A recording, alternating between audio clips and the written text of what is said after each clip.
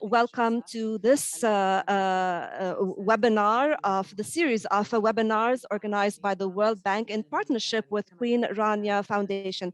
As you know, these webinars have been organized following the launch of the World Bank report titled Advancing Arabic Language Teaching and Learning, A Path to Reducing Learning Poverty in the Middle East and North Africa. Of course, this event is our third in a series of webinars that we are organizing over the internet. And the title of this event is related to Arabic language teaching, preparation, and development. And the teacher is the focus of this process. As you know, the participants or the speakers will give their views on their experiences regarding, based on their experiences, and of course, how to reduce learning poverty in the Middle East and North Africa region in order to improve the teaching and learning of Arabic. I hope that this event will be beneficial to you and full of rich experiences, and that you can deduce any information that can be remedied in our Arabic educational systems. Let us welcome the main speakers, Dr. Osama Ubaidat, who was the CEO of the Queen Rania Teacher Academy. And he will joining us also is Andreas Blum, the education manager of the Middle East and North Africa region at the World Bank. And joining us also is Dr. David Evans, the senior fellow at the Center for Global Development in the US. Professor Hanada Taha Tamir, who's an endowed professor of Arabic language at Zayed University in the UAE, and she is the co-author of the report as well. Joining us also, Professor Ted Purinton, the Dean of Bahrain Teachers College. And we are also honored to have Dr. Intisar Mbousaidi, the Deputy Director General of the Specialized Institute for the Professional Training of Teachers in the Sultanate of Oman, along with another speaker, Ms. Lubna Al-Diraini. She is the Senior Education Specialist at the Queen Rania Teacher Academy in Jordan. And also, we will listen to the experience of Dr. Rula Mustafa Muhammad. She is the coordinator of professional development and curriculum unit at the United Nations Relief and Works Agency for Palestinian refugees in the Near East, UNRWA, in Jordan. And I am with you, Amal Arab. I am very pleased to moderate this event. At the beginning, let us listen to Dr. Osama Ubaidat. I give you the floor.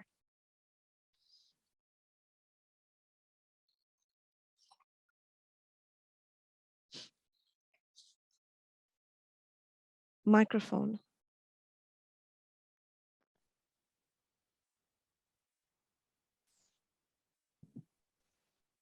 You are muted, Dr. Osama. دكتور يبدو أننا لا يصلنا. Dr. Osama, you were muted. We couldn't hear you. Please go ahead. Thank you, Amal, once again, and I apologize for this technical glitch. Dear guests, good evening and good morning as well. I salute you from the Queen Rania Teacher Academy at this event that discusses a very important subject pertaining to the educational system in the region, and it is the reality of the Arabic language teachers at the educational institutions, especially given the situation that indicates to various situations in the teaching of Arabic language and the challenges, the delay or the weak level sometimes of Arabic language students is attributed to many factors, because as you know, the Arabic language is also the tool of the teachers to teach that language as well. Arabic language teaching still faces a lot of challenges in the Middle East. More than half of the students in the region suffer from learning poverty in Arabic, and this is a percentage that prompts us to ring the warning bells. This reality, of course, takes us back to the role of the institutions of teacher training. Studies have proven that the most effective interventions to reduce learning poverty in Arabic language for students are the teachers themselves. This means that there is a need to raise the level of the profession, the experience of the teachers, and develop their skills in order to use the best skills and methodologies while teaching Arabic language. However, there are very few Arabic language teachers and faculties that include the specialized units that include modules on Arabic early literacy skills teaching and learning across the Middle East. And this could explain why many teachers are unprepared to effectively teach reading and writing effectively. And also, Arabic language teachers do not have sufficient mastery of the language itself.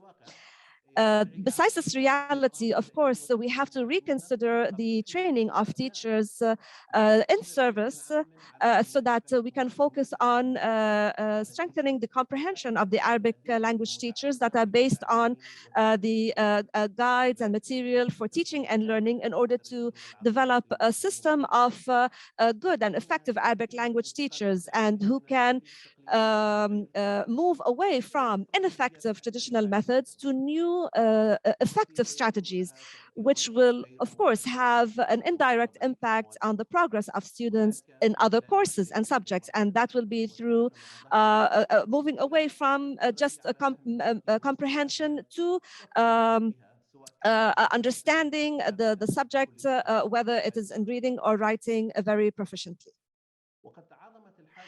And of course, there has been a greater need to reconsider the Arabic language teacher training material that we have in our world because of the many various changes, especially with the outbreak of COVID and the challenges and the changes being pushed upon the students. And the situation also of the Arabic language teachers are under immense pressure to teach their students with a great lack of support sometimes for them and for the students, either due to a lack of awareness or because there is an inability to provide the support for the students or their sons.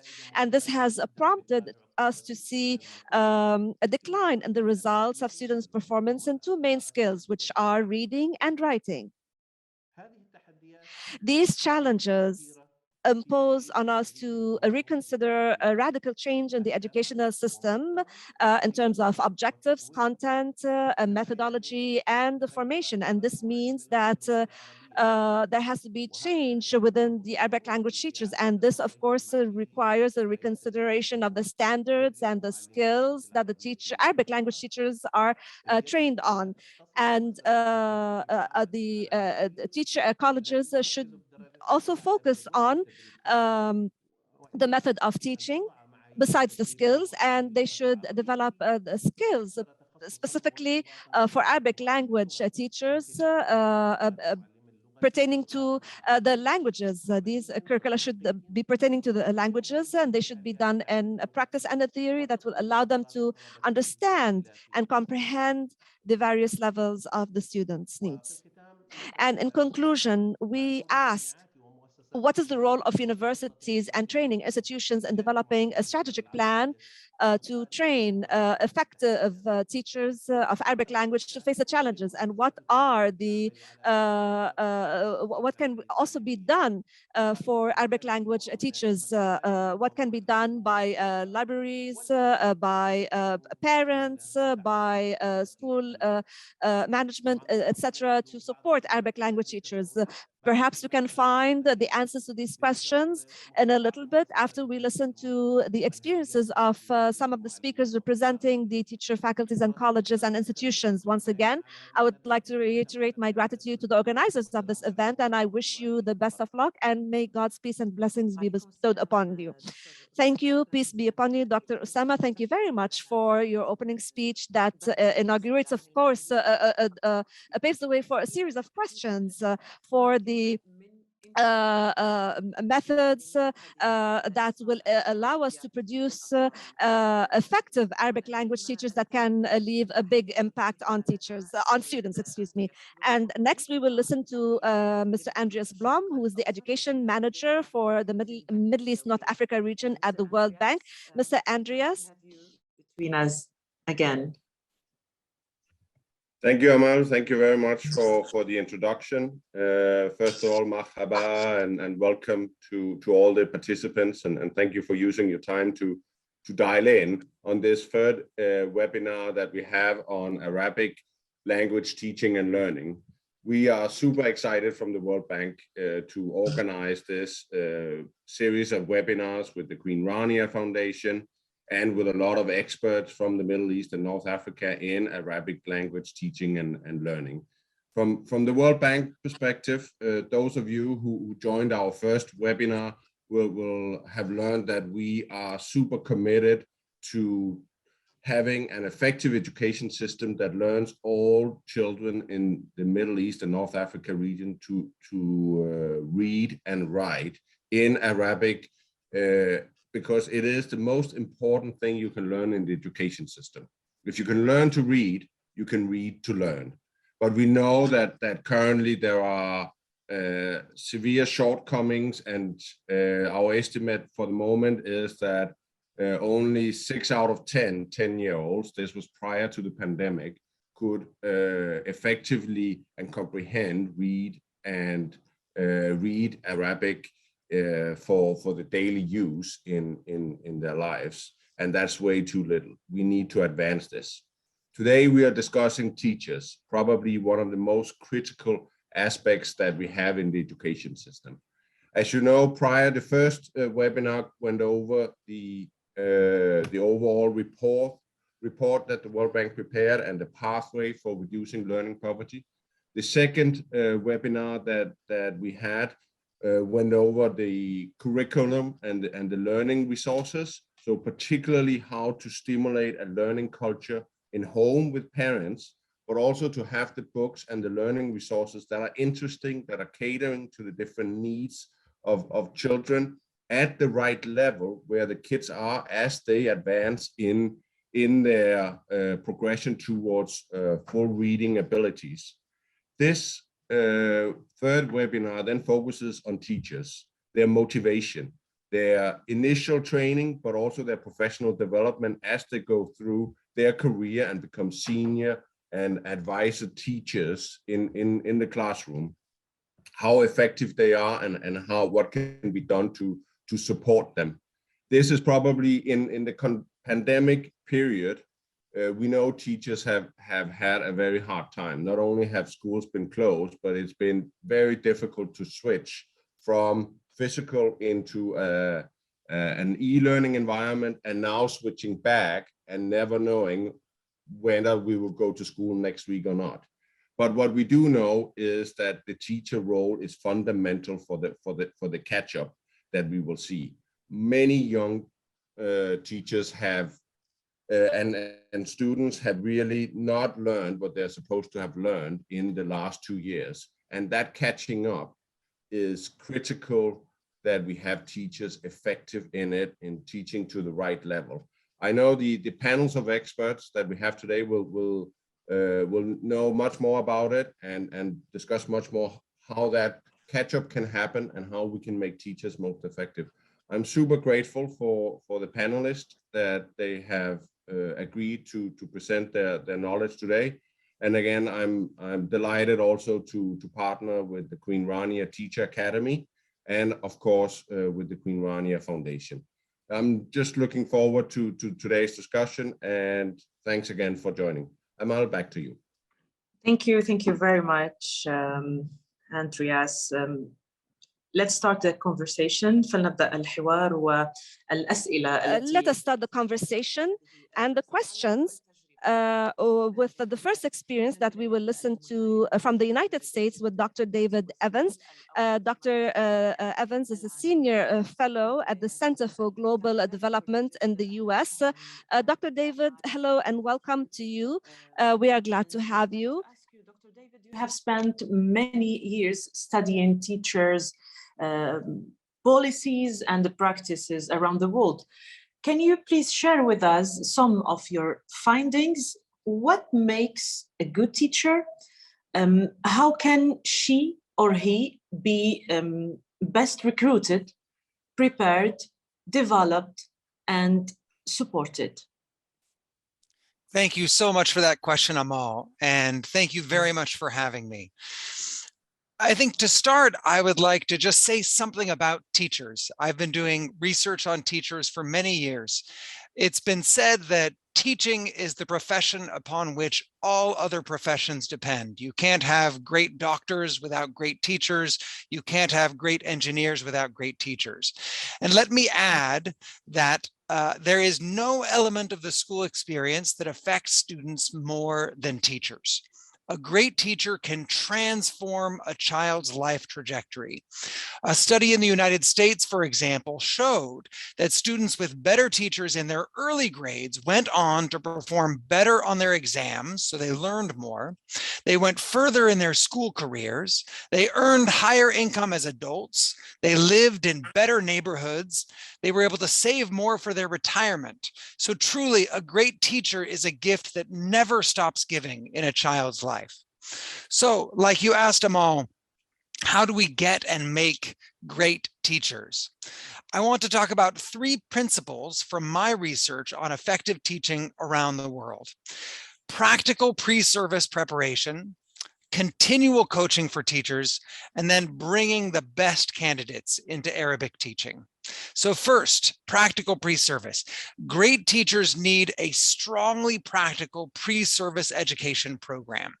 If you look at the best, highest performing education systems in the world, systems like Finland, like Korea, like Shanghai, you have at least 6 months of classroom-based training. So after teachers have finished their pre-service, they learn to apply both teaching skills and classroom management skills in the classroom with students under the supervision of an experienced teacher before they become teachers themselves. There are too many teacher education programs that focus on the philosophy of teaching and just the concepts of teaching and the psychology of teaching. And all of these, obviously, it may be important to learn. But what teachers need most, if we want every student to learn to read and write in Arabic in the early grades, are practical skills. Teachers need to know how to manage a classroom of lots of students. They need to learn how to specifically teach their subject, whether that's Arabic or arithmetic. Second, once we've provided practical pre-service education, teachers need continual coaching. So we have lots of evidence that especially in their first 5 years of teaching, teachers have the opportunity to become much, much better. We recently did a review of what kind of support for teachers actually helps them to improve dramatically. And just like with pre-service training, teachers benefit the most from practical support. For example, programs that are teaching teachers a new way to teach Arabic literacy or some other skill, those teachers need lots of time to practice that skill with other teachers before they even go back to their classroom. Then they need someone to follow them back to the classroom and watch them try it out and tell them how they can do it better. So often teachers go to some sort of professional development and they learn a skill and they've practiced it with other teachers, and then they go back to their classroom and it's like they've forgotten it. But if a coach can come back and remind them, then they can incorporate that skill into their practice. Most professional development for teachers doesn't do that. There are so many principals and inspectors who they think their job is to check boxes. Is the teacher present? Is the teacher on track with the curriculum?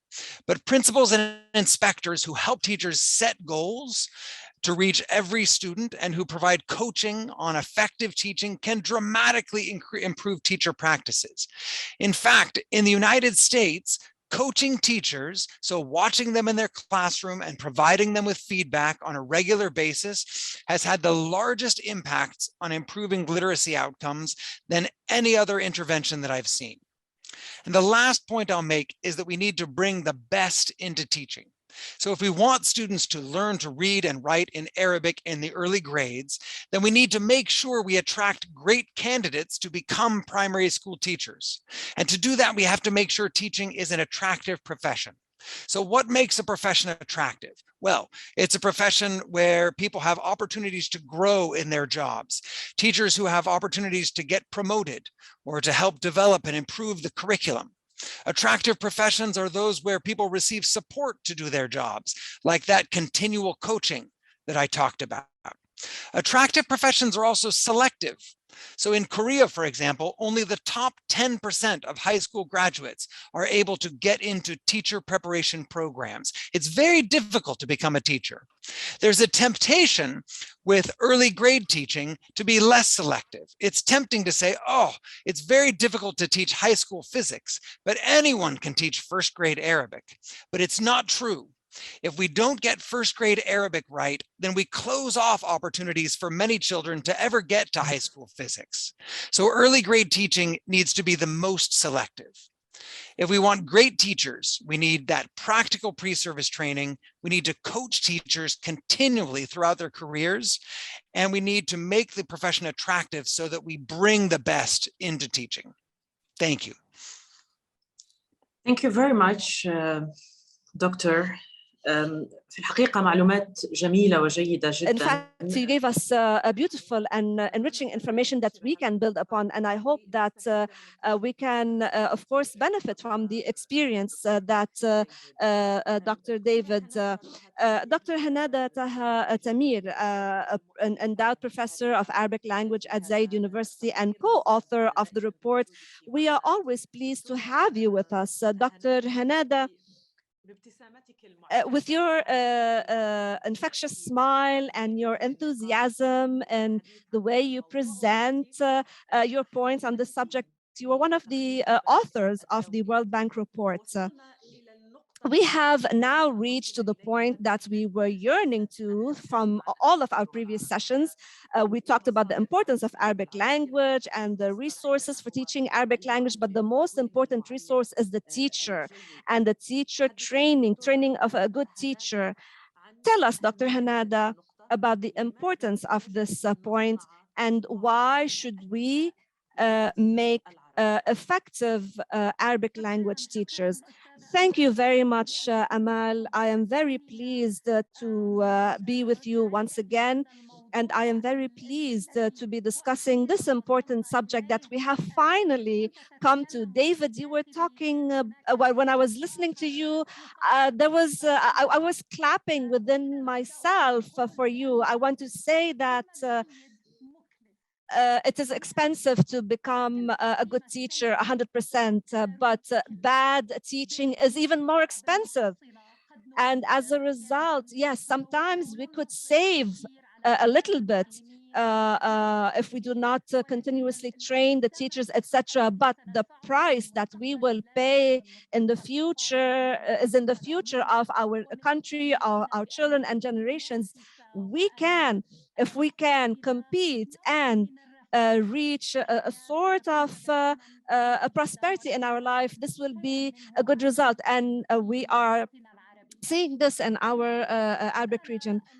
I want to ask the attendees with us, our distinguished guests, how many of you remembers one of your teachers in your first grade, second grade, eighth grade, any grade at university, a teacher who inspired you, a female or male teacher who inspired you? How many of you remember a teacher who caused you misery and caused misery for a long time, and that you can still feel the effects of that unfavorable teacher? Perhaps we all have different stories to tell, stories of inspiration and unpleasant stories sometimes that students suffer through when the teacher is not good.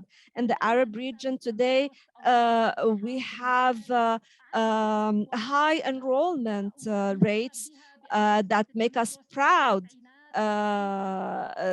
when we see that the percentage is a high percent. And of course, this is a big leap that the Arabic countries have achieved, but it is not enough.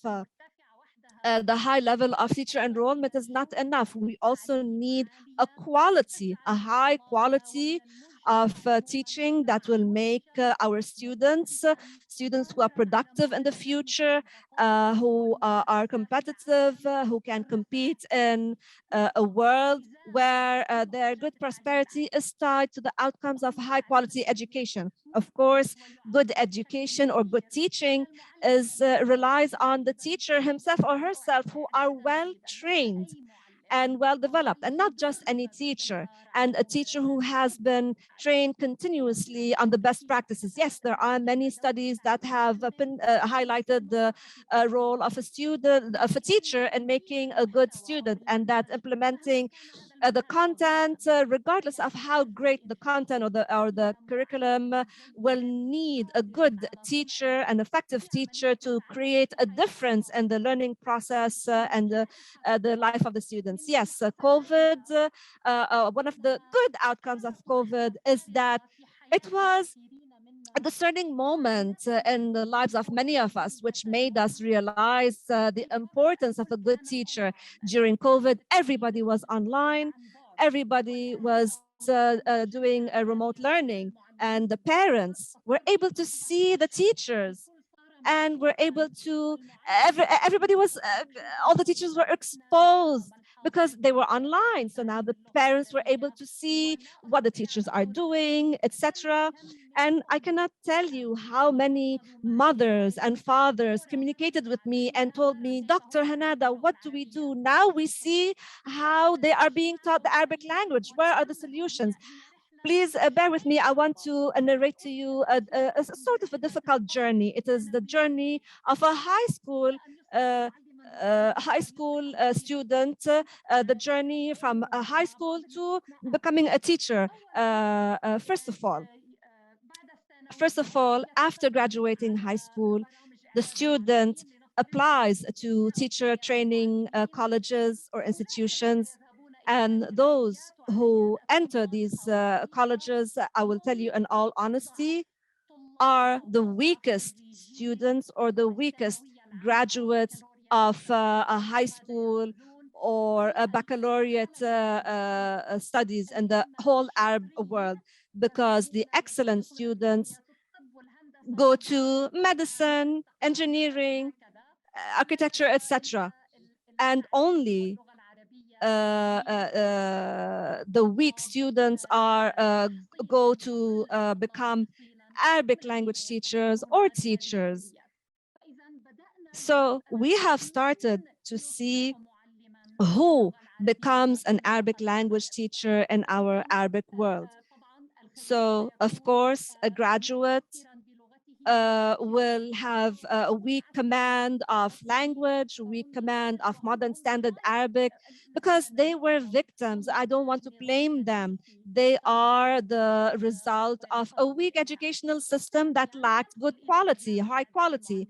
Then, when the graduates join the faculty of teacher training or programs, most of them are stained with a classical stain of material that does not allow them to how to teach the basics of literacy, how to teach language. So to say, the quality of their programs are weak. So these graduates join these teacher training colleges and they study 24 hours a week or regardless of how many hours a week. There is no scaffolding for them, no coaching, no one to overshadow them and share with them their experiences and coach them. They are not being coached by better teachers. They do not undergo continuous training as the need should be. I call their training like their training and the contents like a McDonald's menu. Every year, what we see is that every year these future teachers repeat the same course curriculum, so they get bored, and then in the end their students get bored. There's nothing interesting or illuminating about the teachers, and thus the results of the students are unsatisfactory. The parents are unsatisfied. So a question here, is it a vicious cycle? No, because if we paid attention to some of the things we have in hand, then we can have the solutions to make the teaching profession an attractive one. We have to promote Arabic language and teaching Arabic, and the salary salary, the reputation, the promotions, the support. We have to improve the policies related to the teaching profession, how to distinguish a good teacher from a bad one. We need licenses, high quality licenses for teachers. We need employment, meritocratic hiring system. We need good content, methods of teaching, teaching management, teacher management, early intervention, use of data for teaching and the methods of teaching. And how this teacher thinks. The teaching profession is not just for up until 2 p.m. and then the teacher goes home and rests. No, the teaching profession is a 24-hour profession. And we need big support for teachers in class, and they need meaningful training and not just applauding them with flowers and whatnot. They have to be trained on what they are teaching in class. Their training and coaching should be smart, continuous, and we need a triangle of continuous work and cooperation with the ministries and the schools and universities. In other words, the legislator and the implementer and the researcher. If this triangle is not formed, if there's no coordination between these 3 points, then it will be too late. So we have the solutions. They are not difficult to reach, and I believe that our children and the future of our nations deserve better than what we have now.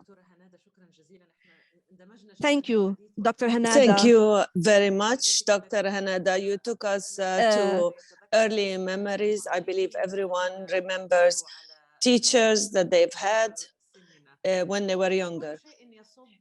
Everything pours into loving this profession. When you love it, you will be giving your best. And we have some also beautiful experiences in the Arab world, such as the experience of Bahrain. And we want to benefit with Professor Borinton. He's the Dean of the College of Teachers in Bahrain. Can you, Professor Ted, welcome. Bahrain teachers. To develop Arabic teachers. Could you please tell us how that program was developed and what advice you would have to or for other countries looking to improve their teacher pre-service, especially the teachers pre-service training? Thank you very much, and good morning and good afternoon to everyone. So yeah, sure, I'll share a little bit about what we are doing, maybe a bit of background to get there and build the foundation. When we think about early literacy in Arabic, we're often thinking about Arabic. In other words, I think, we're thinking very much language focused. However, in my experience, in other second language learning contexts around the world, we don't think as much about the language itself as being about early literacy skills in a child's first language, no matter what that language is. And I mention this because it builds the foundation for everything else I'm going to talk about right now. We don't usually spend a lot of time, for example, when we're thinking about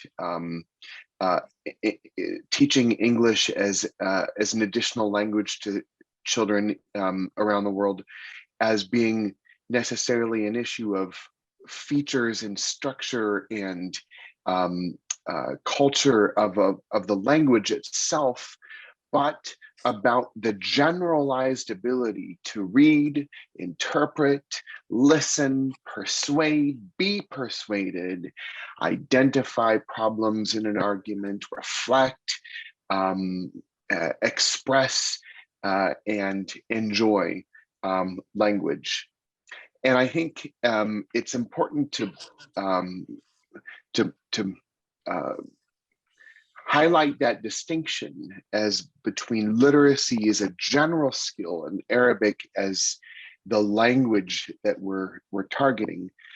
because it has changed the way that the Bahrain Teachers College has approached the idea of early literacy in Arabic. You know, when we want to conceptualize issues of early literacy in a primary classroom, we're thinking of generally a holistic environment that sees language and the ability to use it as a means to an end. It's important to begin with the understanding for our college, the Bahrain Teachers College, and our efforts in Arabic are not so much about the Arabic language itself, mostly because we're thinking about children whose first language is in fact Arabic, where the local dialects fill the family and the home, and a formal dialect tends to, though not always, fill the classroom. It's a very hard distinction to put into practice. The report that was written recently, a half year ago or so, expresses all of the reasons for this, and it does an excellent job of getting into the social and historic reasons for some of the challenges in learning Arabic. But what I'd like to do right now is just talk about how a teacher's college can have a positive impact on that issue. So I'll get started with a couple areas of background, one on the college and one about just the concept of global teacher education. First, about the Bahrain Teachers College. It was opened in 2008. At that time, there was a college of education at the University of Bahrain. It was closed by order of the government to create space for the Bahrain Teachers College. It was developed starting in 2008 up until 2012, 2013 under a partnership with the Singapore National Institute of Education. And it was part of a wider governmental education reform plan. At that year, in 2008, 3 institutions were created: the Teachers College, the Polytechnic College, and the Bahrain Quality Assurance Authority. These were considered pillars of education reform at the time in the country, and still are today, given that they have added new and very internationally benchmarked strategies and priorities for education reform. With the BTC, we, the intent of opening it was to increase the performance of students by increasing the performance of their teachers. And one of the first key areas of doing that was to, as has been described already by 2 of our speakers this afternoon, getting the best teachers into the classroom. And we've been doing that by recruiting our students directly from the secondary schools. They have to have a minimum grade in their secondary school. They are guaranteed a job upon graduation at the Ministry of Education as a teacher, and they're provided a salary during their 4 years that they're in our bachelor's degree program. That means that it's extremely competitive. Generally, we've been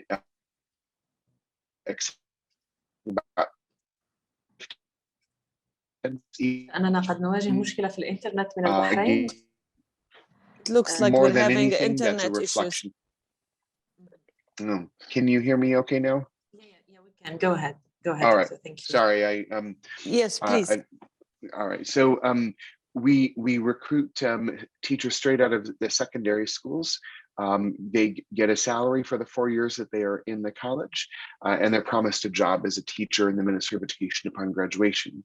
For all of these reasons, we're extremely competitive, and we do get really excellent teachers into the classroom. However, there's a little bit of a challenge in that some of the traditional academic cultures crept into that environment, and our faculty organized by discipline more than level of child development and so forth.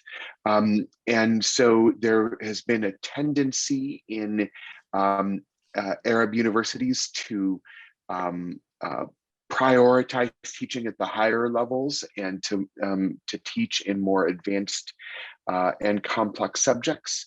And that has driven people away from teaching early childhood education. In Bahrain, we call that cycle 1. That's years 1 through 3. And in the Ministry of Education, cycle 1 teachers teach all subjects. We are now, as we've for the past 13 years, been preparing teachers to teach English, Arabic, Islamic studies, mathematics, science, ICT, and so forth. We are now transitioning our bachelor's degree program to be general subject teaching. So it will look a little bit more similar to teachers' colleges in the West, where you have teacher education for primary education being multiple subjects. And in particular, we've focused on the idea of trying to balance English and Arabic. So whatever we do in our Arabic classroom, we also do in our English classroom. The reason for that is that we want to convey the idea to ourselves and to our students that that the language, the target language, is not as critical as the skills that build up the ability to learn in and through a language, whatever that language is. So we want to make sure that Arabic is just as exciting for young children as maybe English, through some of the books that are easier to find in English than in Arabic for young children, for example, or the idea that persuasion can occur equally through Arabic as through English, and that other literate and numerate skills are built in a holistic environment for young children. This is important primarily because we know that when we look at this from a perspective of language, we get stuck in some of the common discussions and arguments about Arabic, and the fact that our students tend to come to schools not knowing the formal language as well as they do the informal and family and community dialects. We want to get out of that conversation completely and approach it as a conversation of literacy in general. And so in this transition that we're moving forward to convert our bachelor's degree program from subject specific to multiple subjects classroom teaching, what we are claiming, both in the country and across our faculty and our students and the staff in the Ministry of Education, is that the most critical years of learning, the early years, are years where we not only want to make sure that the best teachers focus on that area and not be persuaded to feel that there's higher status and more importance teaching English or Islamic studies or Arabic at the secondary or university level, but rather use this incredible tool that we have, which is this competitive university admission process, to raise the status of early primary teachers. And so I'll just end with that. It's a work in progress. We've admitted those students as of this past September. They are going through a foundation year, working on their own language development so that they have strong skills in English and Arabic as university students first. And then starting September 2022, we will begin the process of educating all of our bachelor's of education incoming students to be cycle 1 early primary teachers who can teach all subjects, and then to start slowly moving the discussions of English or Arabic from the language perspective to the early literacy perspective, in a holistic environment that sees young children's development as not necessarily disciplinary, but skills oriented. So I'll end right there, and thank you very much. Thank you very much, Professor Taid. وأتمنى أن يعني يستفاد مما I hope that people will be able to benefit from SID. You all agreed on the importance of investing in the development of teachers. Of course, this was also an interest in Oman. Dr. Intisar Abu Saadia will be talking to us about this, about vocational training for teachers in the Sultanate of Oman. Doctor, certainly the Sultanate focused on the importance of developing the skills of teachers. And can you please let us know what distinguishes the program at the Institute and how it could overcome obstacles and how effective it was? Of course, talking about this issue could be very easy, but how do you ascertain that teachers, when they join teaching profession, have benefited from from this training? Thank you. Thank you, Dr. Amal, and thank you for inviting me to share also our experience in the vocational training of teachers in Oman. The Institute focuses on the development of training for teachers. They are repeated programs, and there are also new programs that we develop according to developments in teaching sector. We focus or we target specific categories of training of teachers and also supportive programs. The Institute develops a program for teachers for 1 year, and it is comprised of 2 training periods. It's being implemented through direct training and electronic or virtual training.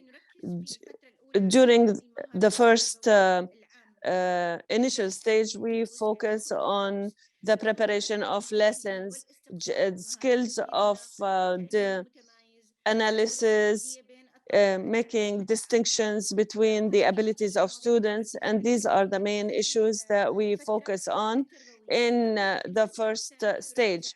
During the second stage, we focus on specialized skills, and it has an applied stage and specialization. This is centralized at the Institute, and we have also trainers who work in different areas. During the training, trainees are given certain assignments, and trainers also give to teachers an accomplishment file that includes some reports about their teaching practices, and they so they receive these official reports. For teachers teaching Arabic language, we use teachers with 3 years of experience and above join the programs, and the initial phase is 1 to 4 teachers who teach 1 to 4 grades. And the program also includes 3 components: direct teaching, electronic teaching, and on-site training. In the first year, we focus on giving trainees basic knowledge of teaching theories. In the second year, we focus on giving them leadership skills to create leaders who would effect change in schools. With respect to Arabic language teachers, we want to focus on giving them modern skills in teaching, reading, comprehension, writing, and skills in teaching using the narrative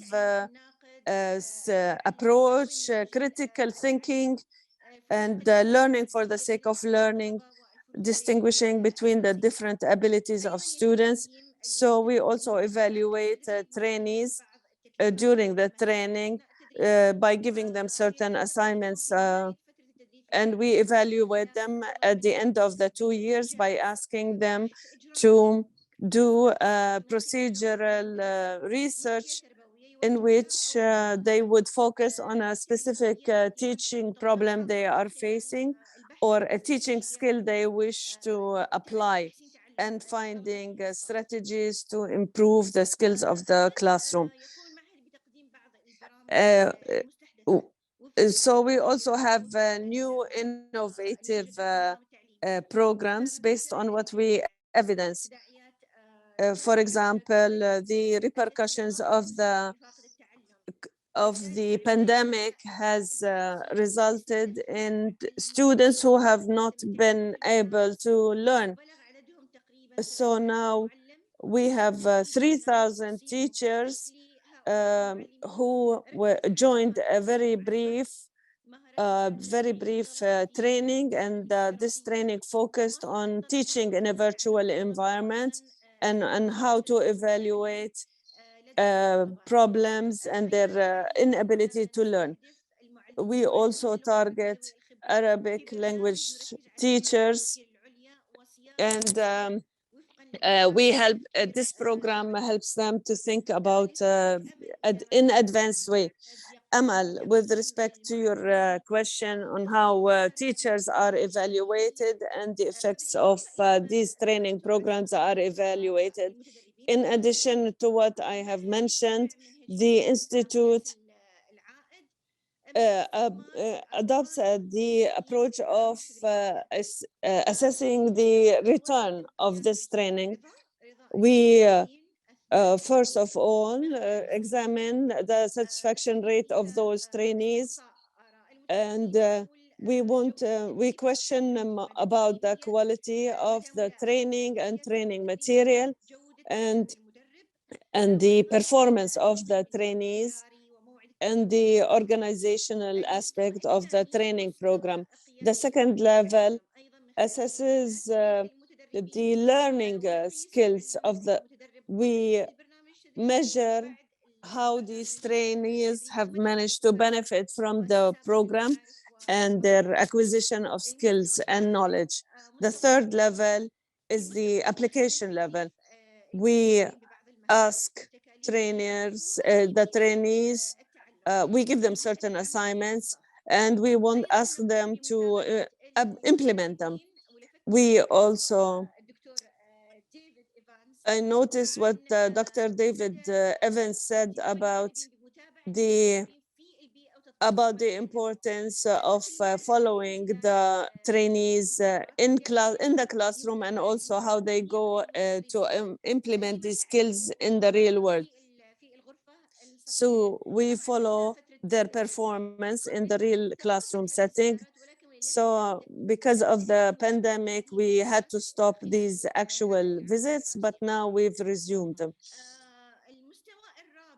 The fourth level is measuring the impact, and to see that these teachers continue to apply what they learned in the training programs in the classroom, and the extent to which what they have acquired in the training on the learning of students. This is ongoing, and we continue to assess these skills, to study the impact of the training. We notice that teachers and leaders in schools who have joined our programs have different convictions, and now have positive approaches and feelings about the profession. They have continued willingness to learn and to focus on student skills for the sake of learning rather. Doctor, sorry for the interruption, but before we move to the next two speakers, Ms. Lubna and Dr. Rola, it's very interesting to see the impact of training. But what about the outcome on students? Is there a difference in how they learn Arabic and how they also interact with a fully trained student? Let me Look, the PERS international study showed that the training that we give to Arabic language teachers has had an impact on raising the level of skills among students. So this was an indicator that supports the idea that what we provide has in fact affected the way students acquire skills. But teaching practices on the part of teachers have also improved, and we continue to measure the impact more accurately to see if this has affected the learning skills of students. So we use the results of these studies to improve our training, and we train teachers on using the results and the outcomes of these studies and to analyze them in a way that is reflected on their teaching skills. But the impact, of course, is still, we're still following the impact of the training. Yes, we need more time. Thank you very much, Dr. Intisar, and we wish you all the best in this endeavor. We hope that we'll be able to meet next year and have more impressive results. Since we are talking about development, we're in a changing world, and our children have all technological tools and anything that we have Miss Lubna from the Queen Rania Academy in Jordan. Of course, the foundation has many programs for helping teachers in Jordan and outside Jordan to present better ways to help students, children study Arabic and learn Arabic language. Dr. Lubna, can you tell us about the most prominent challenges you face and how we can create more creative ways to develop the skills of studying Arabic in the Arab world and outside it? Thank you very much, and good morning to everyone, regardless of where you are. I greet you from the Queen Rania Foundation in Amman. Allow me to share with you a presentation about the Queen Rania Academy for the development and implementation of Arabic language teachers. As you know, Ms. Amal, teaching of Arabic language, according to statistics, has reached a very sad or unfortunate stage to the point that students are unable to learn by the age of 10. The Queen Rania Academy is, of course, was established in Jordan in 2009. This foundation is concerned with the development and qualification of teachers at different levels and specializations to qualify them for working. I will be talking in this seminar and on training, Arabic language training programs. With respect to the foundation, it started with these programs in 2013 with a program that it was known as the Arabic Language Network. And in 2017, we launched two programs at the domestic and regional levels for teaching Arabic and for vocational also training. And in 2020, we had a different approach we started working with teachers who work in refugee camps hosting Syrians in Jordan. And in 2021, we started to work with Singapore to launch standards for Arabic language for non-Arabic language speakers. I will be talking about these programs. I will be also talking about the impact of these programs on developing teacher skills and also improving the attainment of students. Let me, at the outset, review with you the philosophy on which the Academy bases its Arabic language programs. There is a clear course in developing these programs. First of all, we determine the needs, and this distinguishes the work of the foundation in that we base our training on realistic and practical needs in the field of education. Based on this assessment, we put in place a plan, and then we started to develop and design the content, which is based, first of all, on determining the needs. And it's based on best practices locally, domestically, regionally, and internationally in teaching language. And we worked with universities in the region and in Europe and the US and experts in training. After that, we start with the implementation of programs, and these programs are being implemented according to the givens in a given teaching environment.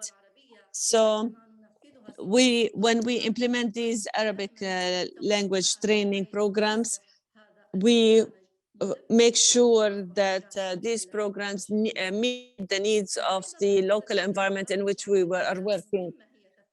We also worked on activating professional learning societies, because this gives the teachers the opportunity to learn real skills, and that has created an advancement in the skills of so all of that is accompanied by a continuous effect through a follow-up and assessment of the programs through the unit for assessment and follow-up, which does pre and post assessment, because we always strive for continuous development based on real evidence that we obtain from the realities on the ground. I will begin with the first program, and it is the Arabic Language Network program. It is one of the first training specialized programs.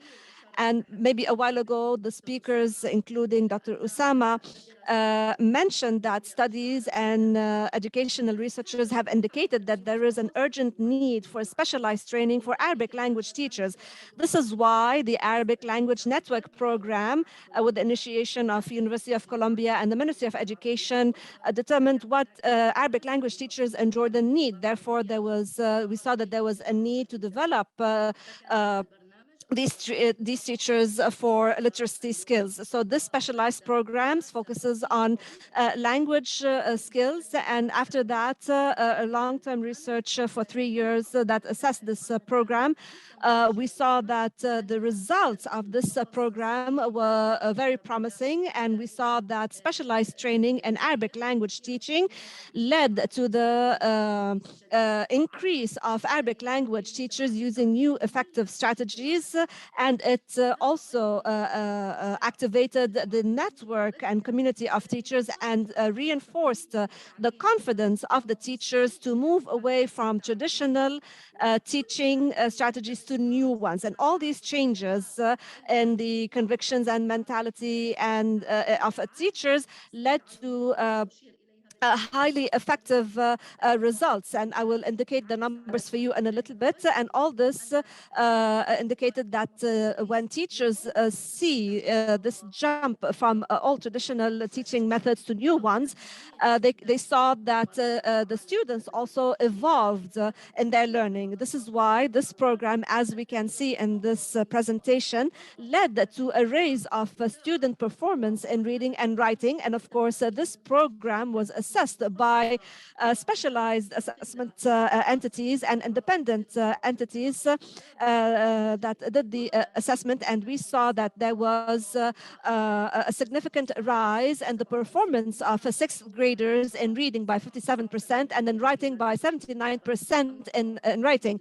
As for the 10th graders, we saw that there was an improvement in reading by 44% and writing by 40%.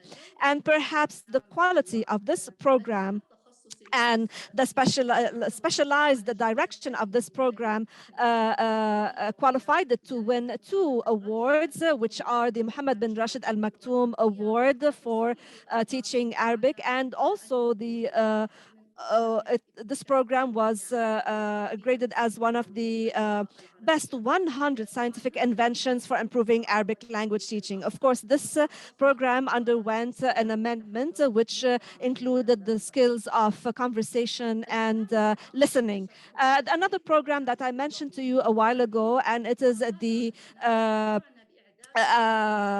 teacher education professional program, which allows the teachers to improve their skills as Arabic language teachers. It started in Jordan, but as you can see from the screen, it has become widespread in the region, and the number of beneficiaries since 2017 till now is 644 female and male teachers.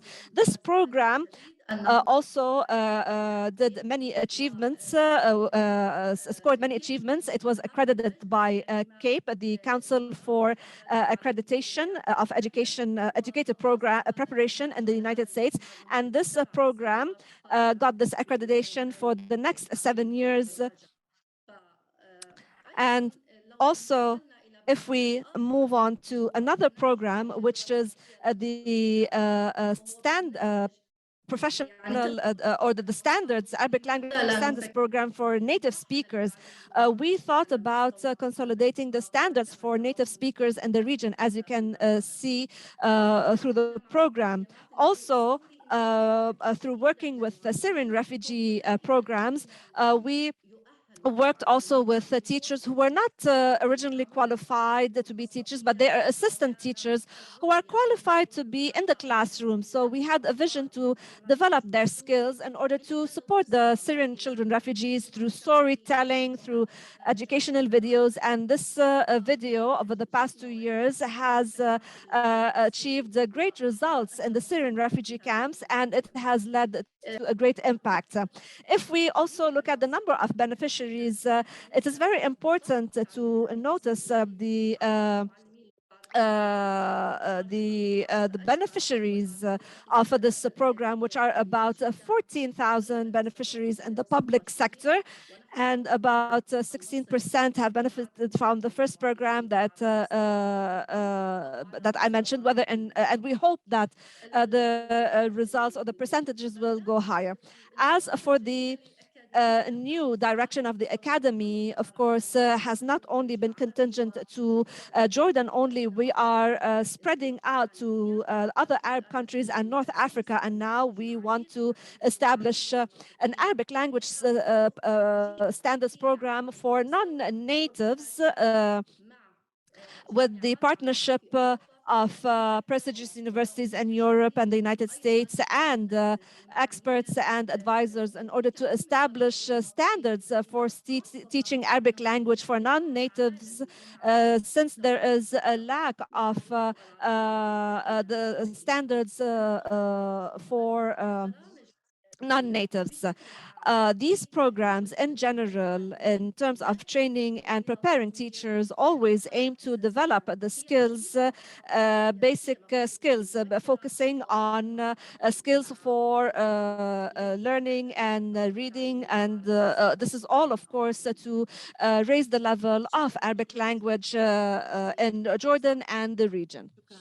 Thank you for this presentation, Lubna. Thank you very much also for taking us to a humanitarian aspect in this field. So we were not only talking about the academic level, but also a humanitarian level whereby you have expanded your program to refugees. So talking about refugees, we have Dr. Rula Mustafa Muhammad. She is the coordinator of professional development and curriculum unit at the UNRWA.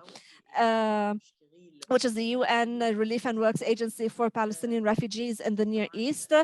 Of course, Dr. Rilla, we have seen that with all the challenges and crises that UNRWA has faced, what are the successes in the outcomes of learning Arabic language in the schools that follow the same curriculum? How were you able to overcome the challenges? Thank you very much, Amal. And thank you to the colleagues thank you for giving me this opportunity. From our perspective, we believe that the differences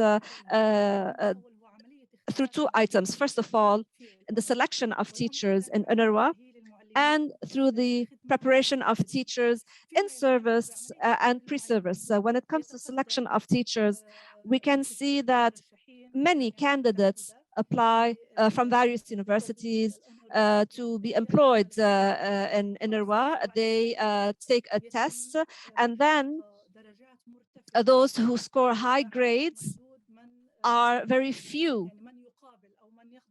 And those who move on to the next stage, which is the interview is based on the interviewing the candidate on the skills and how the candidate presents his lesson through his communication skills, through his knowledge, through his language, and also through the experience of the candidate teacher and problem solving and working as a team, etc. And after that, they undergo a writing test and they are graded, of course, on that test. And those who are hired, they fill the vacancy. So we select the best candidates. Another thing here is that the teachers who are hired for the first 3 years, they have to attend a teacher training program for 2 years continuously, and they attend an in-face or in-person training which includes elements on psychology, pedagogy, specialization, implementing the skills. And after that, there are field visits that are done. And now, within the reform efforts that UNRWA started in 2010, last year, UNRWA started implementing the newly appointed teachers for Arabic language teachers. All those employed in UNRWA have to attend this program. This program was developed based on the most recent curricula, teaching curricula, international ones, with the partnership of experts and advisors from the 5 continents and elsewhere. And they undergo training sessions, learning the environment of learning, etc. And this requires them to attend 10 training workshops at UNRWA centers. And after they attend these knowledge-based workshops, they have to implement all these skills within training, specialized training days that are about 5 hours of training. Of course, there are requirements for this program, and that they have to attend the 10 workshops. They have homework that is going to be graded. And each training center gives homework to the candidates. There's also an assessment of their teaching portfolio. and an assessment for any teaching subject, so for any subject that is being taught, and they are assessed by a specialized committee. Also, the success in this program, of course, they have to pass, and the newly hired or newly appointed teacher is given one opportunity to succeed.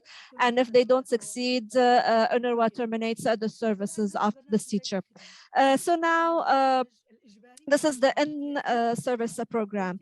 There are other mandatory programs that teachers in service should undertake. They are DT1 and SPDT1, SPDT2. And it is for Arabic language teachers from grade 1 to grade 6, and SPDT2 is from grade 7 to grade 10. Of course, it relies on other regions, based on the regions. And there are also 6 training centers related to developing teaching methods, teaching practices in class, assessment of the quality of teaching, and the role of teacher in assessing the literacy and calculation skills, and activating the role of parents. There's a special focus on learning language and its writing and how to overcome difficulties. In addition to all this, these mandatory programs, we also have other programs at regional or country level and at the level of the school, which means that every teacher who has a specific plan for professional development based on their own needs and the data collected about the teachers and their performance. And we try to meet these requirements. There are also UNRWA programs that follow that training, refresher of training, renewed training and continued training. And we follow this approach in all our programs. We have several workshops held in all regions, critical thinking, developing curricula, human rights, self-learning programs, emergency teachers, and there are activities for Arabic language teachers and training on learning, reading, comprehension, directed reading, and also host countries. Teachers who get any training in host countries, we attend them and we study their impact for everyone working, such as new critical thinking approaches. Teachers enter training courses, so all those involved in teaching work each other and with each other, and we all support each other in learning and improving the learning environment. You asked me about the impact. There's a test that is taken every 3 years for assessing the learning outcomes throughout Jordan, in Gaza, Lebanon, and Syria. And each school gets a report about its performance and the reading and comprehension levels at these schools, what problems they face, and also quality control for each school. So we study all this information and the testing results that take place at the regional level and country level. We study these reports, and we work with the Ministry of Education to see how we can overcome these gaps. So we continuously work to improve the performance of our teachers and students, and this is what we hope to achieve. Of course, that's what we also hope to achieve, and perhaps your efforts will be doubled and the support you get will also be doubled. Thank you very much, Dr. Rola, for joining us and relaying your distinguished experience. We conclude with the questions from the participants. The first question is to you, Dr. Hanada. They asked you about testing primary, elementary teachers and putting them on the right track. Your response will pave the way for our next topic in the next session. Please, Dr. Hanada. I don't know if I understood that correctly. Is there a test? Yes, I believe this is the question we received. What is the measure used for the selection of elementary school teachers? I say with respect to the elementary level, even Socrates says, what can I teach this human being? That was a question. But the answer was, he doesn't love me. So anyone who doesn't like something, they cannot learn it. For children, please find kind people who love children, who are happy to be in the company of children and with interacting with them. These are the ones we can prepare to be teachers for children. The most important thing for teachers is to know how they can teach the skills of reading and writing, using phonetics, children literatures, for them to also be reading children literature and know who the best writers are for children. These are very important elements. The people who know about children development. I can't talk to children and address them in a very elevated language. So the criteria are multiple, but I have to select those who I can have join the teachers training programs. They have to be kind people that I can train and make them good teachers.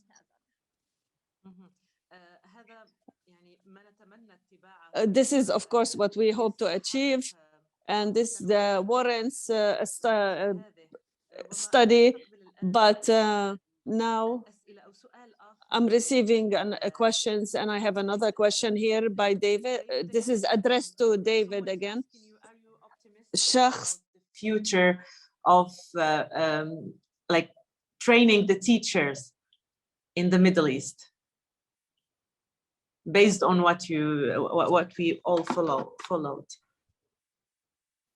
Well, I think the key here when we look at and changing the future of training teachers, the pre-service training, it poses a particular challenge above and beyond the challenge of reforming the support that teachers get in the profession. And the reason is because it requires a close collaboration, as we've heard from other panelists, with the universities and the teacher training colleges. It's not something where, the ministry can just implement a program in the primary school to support the teachers.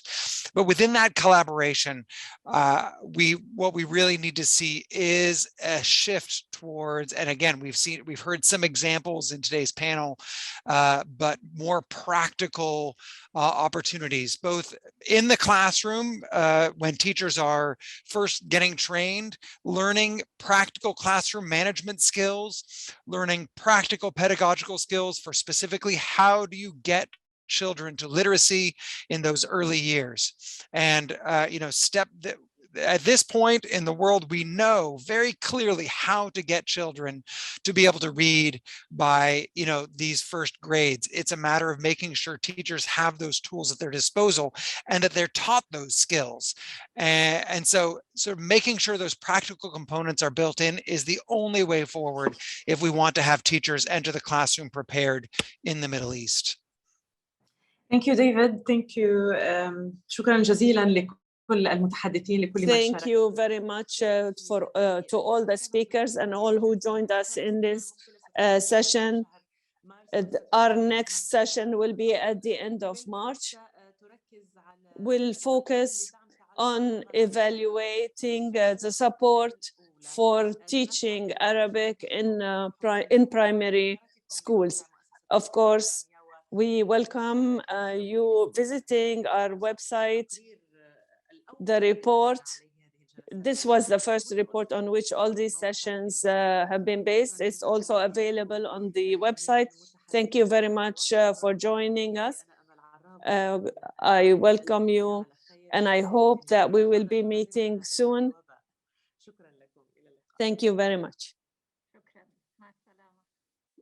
Thank you. Bye-bye. Thank you.